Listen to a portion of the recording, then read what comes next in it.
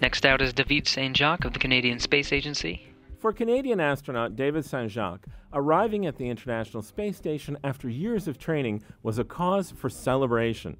But for his brain, it was a cause for disorientation. That's because the ISS is in constant freefall as it circles the globe. For the astronauts inside, it's as though gravity doesn't exist.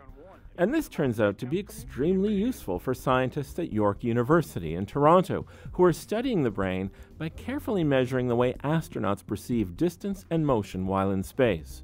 Sometimes it's very critical for astronauts to make very accurate movements around the spacecraft.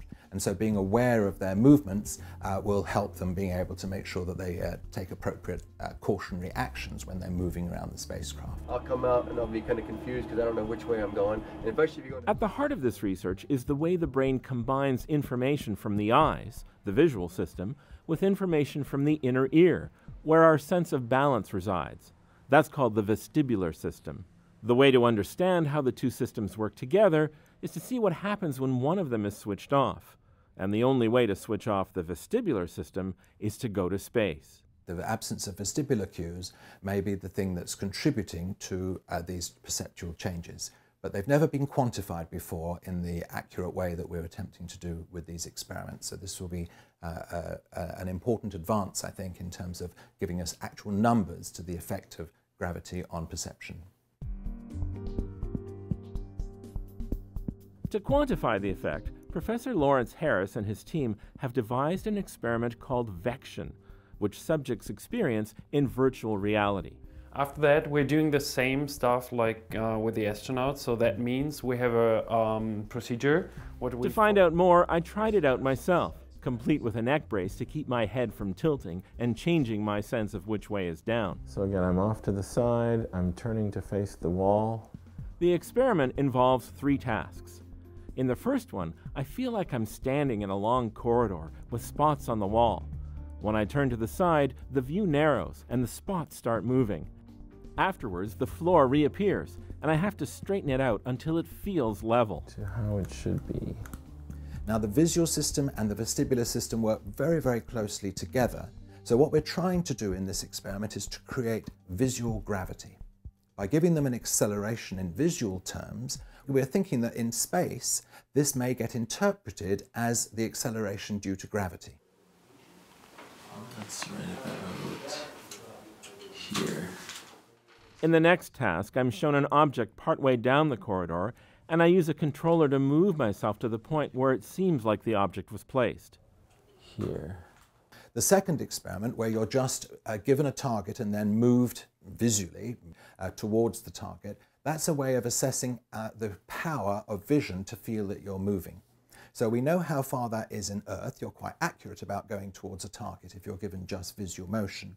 But we're anticipating that without gravity, the visual stimulus will be interpreted slightly differently, that they'll feel that they've traveled further than they had when they see the exact same stimulus on Earth. Oh, that's hard. Okay, now I'm looking at a square in the distance, and it seems like... The final task requires holding a metal rod and then looking at squares at various distances and deciding if they seem larger or smaller than the rod. Now, because we're giving them a target at a fixed distance, we also need to measure whether their perception of distance is accurate.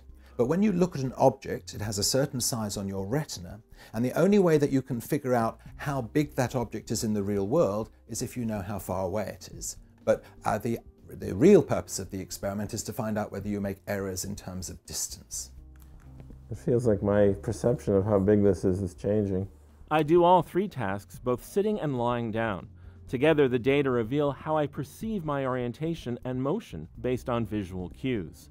Like me, David Saint-Jacques has performed this experiment on Earth, but now he's become the first person to do the experiment in space, to see how the visual cues work when his sense of up and down is removed. He'll be the first of 7 astronauts over the next 2 years who will go through the experiment at different points during their time in space, and then immediately after they're back on Earth and haven't yet adjusted to living in normal gravity again. Lawrence Harris hopes the experiment will not only explain some of the strange perception effects that astronauts have reported in space, but also improve our understanding of what happens when people have an impaired sense of balance on Earth. Being in space is like having damage to your vestibular system, which some people unfortunately here on Earth have. Other diseases, such as Parkinsonisms, can also affect balance in a way that we don't specifically understand.